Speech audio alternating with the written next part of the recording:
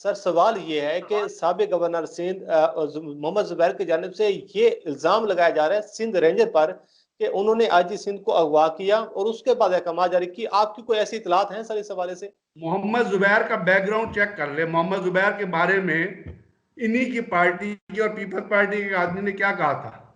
मोहम्मद जुबैर और अपना उनके भाई जो हैं असद उमर एक ही बाप की औलाद है ना। तो उनके बाप के बारे में एक शख्स ने कहा था कि आपके वालिद साहब तो ईस्ट पाकिस्तान बेच आए थे। तो असद उमर साहब उस पर तो नहीं बोले थे, अगर ये सॉरी जुबैर साहब उस पर तो नहीं बोले थे। अगर बोले थे तो मुझे दिखा दीजिए। इनके वालिद साहब के खिलाफ मैं उसको सब्सक्राइब नहीं कर रहा, मैं उस चीज को सब्सक्राइब नहीं कर रहा, ना मैं उसको सपोर्ट कर रहा हूँ। मैं ये कह रहा हूँ कि एक शख्स ने, एक पॉलिटिकल लीडर ने इनके वालिद साहब के बारे में बयान दिया कि आपके वालिद साहब तो ईस्ट पाकिस्तान बेच आए थे, इनके वालिद साहब बेच थे पाकिस्तान आर्मी में। ये उस पर तो बोले नहीं। अपने बाप के ऊपर जो शख्स ना बोले और दूसरी चीज पे बोले और लोगों पे इल्जाम लगाए। इसको गवर्नर क्यों बनाया था, आप मुझे बताएं। गवर्नर इसको बताया था, इसने सीएसएस किया हुआ था क्यों? ये तो एक डिवीजन है, ये तो एक हमारे यहाँ पावर हंगरी लोग हैं। अच्छा सर, नजरियाती सवाल सवाल ये है कि सर ये जो अब सारी सूरत हाल हो रही है, आप समझती हैं कि क्योंकि मरीम नवाज का भी नाम एफआईआर में दर्ज था लेकिन वहां से कैप्टन सफदर को गिरफ्तार किया गया और ये मरीम नवाज साहब की जानिब से दावा किया जा रहा है कि मेरे कमरे को तोड़ा गया और पुलिस अंदर दाखिल हुई, मुझसे बदतमीजी की गई। और क्या मरीम नवाज साहब को गिरफ्तार नहीं होना चाहिए था? उनका नाम भी तो एफआईआर में दर्ज था सर। बहुत अच्छा किया पुलिस ने, दरवाजा तोड़ा। पुलिस को पलंग भी तोड़ना चाहिए था। पुलिस ने उसको गिरफ्तार किया, पुलिस को क्रेडिट देना चाहिए। सिंध पुलिस ने एक अच्छा काम किया और लेकिन सिंध सर पुलिस वजीर आला करती सिंध अगर वफाकी वजीर आला गवर्नमेंट। सिंध और वजीर वजीर आला आला सिंध और सिंध की पीपल। क्या बात करते हैं सर? वजीर आला सिंध की क्या बात करेंगे? वजीर आला सिंध मैंने बता दिया, जो वजीर आला, जिस वजीर आला की नाक के अंदर गवर्नमेंट के पैसों से जलसा किया जा रहा हो, उस वजीर आला की इंटेग्रिटी को आप क्या कहेंगे? आप चेक कर लीजिए इस चीज को। अगर मैं कह रहा हूँ, मुझे पॉलिटिकल एक्टिविटी से कोई इतराज नहीं, लेकिन पॉलिटिकल एक्टिविटी पार्टी के पैसों से होनी चाहिए। पॉलिटिकल एक्टिविटी पार्टी के अंदर चंदा जमा करने से होनी चाहिए। ये नहीं कि फजलुर रहमान ने जो वो बंदे लेके गया था उसने क्या किया था, 400 रुपए लोगों से लिए थे अपना डोनेशन, वो चंदे के तौर पे। उसके ऊपर, चिट के ऊपर क्या लिखा था? ये अच्छा खत्म सर ये नबूवत जो के लिए निकल रहा है। सर तो ये जो अगर इदारों पर चंदे से एक्टिविटी हो, ठीक है। ये जो गवर्नमेंट के पैसे से एक्टिविटी, यहीं पे चीफ मिनिस्टर की इंटेग्रिटी, चीफ मिनिस्टर के साथ चीफ मिनिस्टर की पॉलिटिकल पोजीशन यहीं पे कॉम्प्रोमाइज हो जाती है, जब वो गवर्नमेंट के रिसोर्सेज इस्तेमाल करता है एक पॉलिटिकल जलसा करने के लिए, और वहां पे मक्कारी और फरेबी से अपनी गलतियों को छुपाते हुए। Sindh government is equal responsible for all the corruption, for all the misgoing, for all the price hike, for all the inflation. Sindh government is equally responsible. Sindh government अपने आप को जुदा नहीं कर सकती है करप्ट प्रैक्टिस जो आजकल हो रही है, और जो हो रही है वो आपको पता है। वहां पे सिंध जो कुछ हो रहा है वो आपकी नजर के सामने। लोग लोगों को मारते हैं और विक्ट्री का साइन निकाल के निकलते हैं। ये क्या, कौन सर सा पॉलिटिकल सर गवर्नेंस आखिरी है? आखिरी सवाल मेरा आपसे ये है कि जो अब पीडीएम के जो सरबराह हैं मौलाना फजल रहमान, मरीम नवाज साहबा और राजा परवेज अशरफ ने अभी प्रेस कॉन्फ्रेंस किया है कराची में, और उन्होंने ये कहा है कि पहले खलाई मखलूक थी लेकिन अब वो खला से उतरकर जमीन पर आ गई है। इनके एक बार फिर फौज पर जो है इंडायरेक्ट हमला किया जा रहा है, एक मरतबा फिर एस्टेब्लिशमेंट पर हमला किया जा रहा है। इस पीडीएम का आप मुस्तकबिल क्या देख रहे हैं? और ये जो एक फौज पर बरह रास्त हमलों का जो सिलसिला है, क्या पाकिस्तान में कोई अनारकी पैदा होगी, इंतशार पैदा होगा, या फिर मार्शल लॉ के हवाले से भी बातें की जा रही हैं? इसके हवाले से सर एड्रेस कीजिएगा आखिर पर। मार्शल्ला का तो खैर मैं चीज नहीं देखता, लेकिन जो कुछ ये लोग कर रहे हैं और जो लोग कर रहे हैं। अभी आपने राजा परवेज अशरफ की बात की, उसको लोग क्या कहते हैं? राजा रेंटल कहते हैं, नहीं कहते? लंदन में उसका फ्लैट है, उसने किसने बनाया? इसको आपको बैकग्राउंड पता है? इसका एक भाई जो है वो वाह कैंट में रहता है, पता नहीं कोई इनका। हाँ, वो जो कुछ जिस पोजीशन में ये थे, तो इसको तो राजा रेंटल कहते हैं, नहीं कहते? तो राजा रेंटल जो है वो क्या, किस तरह रेंटल बना? वो घर से अपनी जमीनें तो भेजी। चकवाल में तो जमीनें इतनी मुश्किल, या गुजर खान में, चकवाल के इलाके में जमीनें इतनी महंगी तो नहीं बिकती। तो ये सारे अपनी करप्शन को छुपाने के लिए, अपनी करप्ट प्रैक्टिसेस को छुपाने के लिए, ये तमाम के तमाम वो लोग हैं। भाई मैं कहता हूं, मैं फिर जमीन आपसे कह रहा हूं, पॉलिटिकल एक्टिविटी होनी चाहिए। इमरान खान की गवर्नमेंट की परफॉर्मेंस बहुत सारे एरियाज में, जिसमें खास तौर पे एक आम आदमी का तर्ज जिंदगी शामिल है, उसके ऊपर बहुत बुरे असर पड़ रहे। आज 20 किलो का आटा 1500 रुपए का मिल रहा है। आपको जो है आम खाने पीने की चीजें, एक गरीब आदमी जो है उनसे परेशान हुआ है। इसके खिलाफ, इन चीजों के खिलाफ आवाज उठाने की जरूरत है जो अपोजिशन को उठाना चाहिए। लेकिन जब अपोजिशन के लीडर ही चोर हों और वो बजाय इसके कि आवाम के इशूज को उठाने के बजाय अपनी जात के इशू उठाने लगे, अपने, अब फजलुर रहमान को क्या तकलीफ है, उसको तकलीफ, अगर वो इलेक्ट हुआ वो होता शायद वो ये कुछ ना कर, क्योंकि उसे इलेक्शन में शिकस्त हो गई, कश्मीर कमेटी का वो चेयरमैन नहीं बना, और जो कश्मीर कमेटी का पैसा जिस तरह उसने खाया है वो आप कभी ऑडिट करा के देख लीजिएगा। कभी एक इंटरव्यू आया था इजाजुल हक साहब का, जो कश्मीर कमेटी के एक मेंबर थे, वो पढ़ लीजिएगा, और न्यूज में वो इंटरव्यू छपा था और उन्होंने बताया था कि शख्स कश्मीर कमेटी में क्या करता है।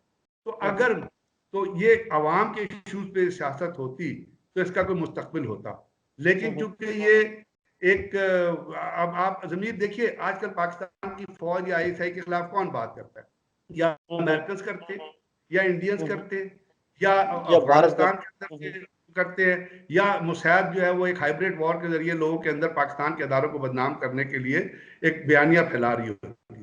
तो ये जितने लोग आजकल अदारों के खिलाफ बात कर रहे हैं, they are all, it appears, इस सिमिलैरिटी से, इस मुमासलत से ये लगता है कि इनको कहीं ना कहीं से बैग। और नवाज शरीफ का तो खैर रोजवेल्ट होटल में जो उसने मुलाकातें की हैं पिछले दिनों वो चेक करा लीजिएगा। अल्ताफ हुसैन अब खत्म हो गया है, वो वहां पे नहीं काम कर रहा, तो probably they are trying to create one more Altaf Hussain for Pakistan. और जो कुछ नवाज शरीफ ने कहा है वो इसके बिल्कुल नजदीक नजदीक नजर आता है। जिस जमाने में उसने वो फ्लैट बनाए थे, अगर उन्होंने पाकिस्तान के अंदर बिजनेस किया था, जमीर आप मुझे बताएं, उस जमाने में पाकिस्तान की इकोनॉमी में इतनी कैपेसिटी थी, इतनी इनकम थी कि आप वहां जाके फ्लैट बनाते। तो एक किताब आई है, कभी पढ़ लीजिएगा, कि मोटरवे का पैसा, मोटरवे का कमीशन कहाँ पे हुआ, किस तरह पे हुआ, और उससे कौन कौन से फ्लैट खरीदे। ये है इनका अच्छा सर, अभी एक मरीम नवाज साहब की प्रेस कॉन्फ्रेंस जारी है, उन्होंने एक बात की है अपनी प्रेस कॉन्फ्रेंस में, उन्होंने कहा कि मैं इंकशाफ कर दूं कि कैप्टन सफदर को हाई लेवल से धमकियां आ रही थी कि हम तुम्हें जान से मार देंगे, हम तुम्हें छोड़ेंगे नहीं। ये किसकी जानिब इशारे किए जा रहे हैं? ये हाई मरियम लेवल कौन सा नवाज लेवल? झूठी औरत है। Maryam Nawaz is the biggest lawyer.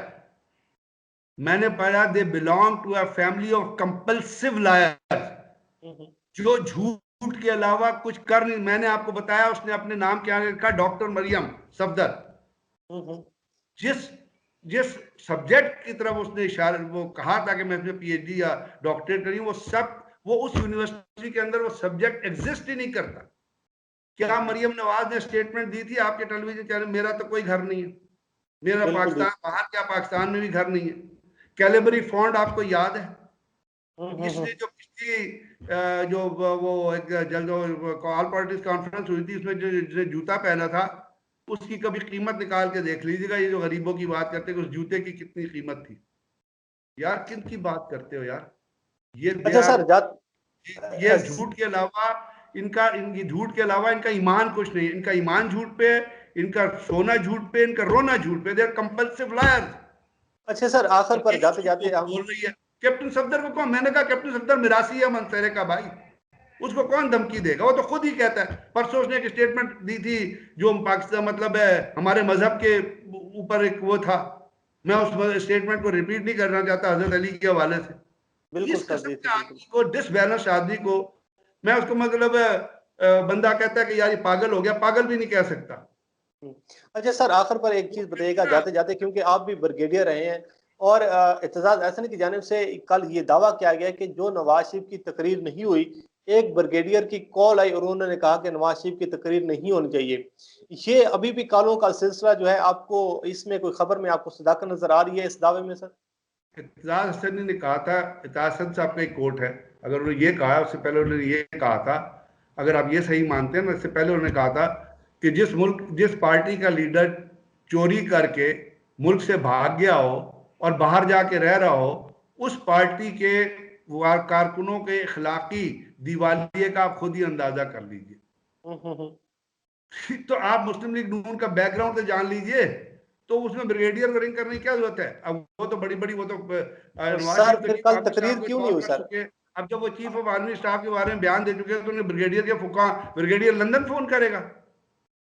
मुझे नहीं, मतलब आई डोंट अंडरस्टैंड कि जी अगर नवाज शरीफ इतना ही डरपोक है तो फिर तो वो बात ही होगी ना कि वो कोई शेर होता है तो मैदान में गूंजता है, बाकी एक आपने वो मिसाल सुनोगी, कुत्ता होगा तो वो बाहर से भौंकता है। तो और क्या फिर कह सकते हैं? अभी तो फिर वो क्यों चुप हो गए? सर इसका अब मतलब है उसमें कोई नजरिया है, आपको नजर आता है? इसका मतलब है अपनी जात नजर आती है उनको। जात की पावर के लिए उनसे जो मर्जी करा लो। जात की पावर के लिए उन्होंने अजीत कुमार डेविल को बुला लिया। आपको याद है? आपको वो सीन याद है? आपको पाकिस्तान के लोगों को ये चीज पता होनी चाहिए कि अजीत कुमार डेविल वो शख्स है जिसने एक ये स्टेटमेंट दी थी कि पाकिस्तान के अंदर में जो धमाके कर रहे हैं, खुद का बम्बे कर रहे हैं, लोगों को मार रहे हैं, औरतों की असमत दरी कर रहे हैं, मैं उनको पैसे दूंगा और उनके पाकिस्तान के लोगों के खिलाफ लड़वाऊंगा और मरवाऊंगा। और कलभूषण यादव की सूरत में उसने, कलभूषण यादव जो डायरेक्ट कांटेक्ट में था अपना अजीत कुमार डेविल के, उसके थ्रू उसने कितने लोग पाकिस्तान में मरवाए। और वो अजीत कुमार डेविल जो है, वो जो अपना शख्स है, वो नवाज शरीफ के ड्राइंग रूम में बैठा हुआ, नवाज शरीफ उससे गले मिल रहा। तो आप गले किससे मिलते? क्या आप हमारे कल्चर में क्या दुश्मन को घर में आने दिया जाता है? आप एक दुश्मन जो आपके लोगों को मार रहा है, अवाम को मार रहा है, you are the prime minister of Pakistan, आप उसको गले मिल रहे हैं, आपके अपने ड्राइंग रूम में चाय पिला रहे हैं। यहां से नवाज शरीफ की सिंसियरिटी का पाकिस्तान के लिए आप अंदाजा लगा लीजिए, इससे ज्यादा मैं नहीं कहना चाहता।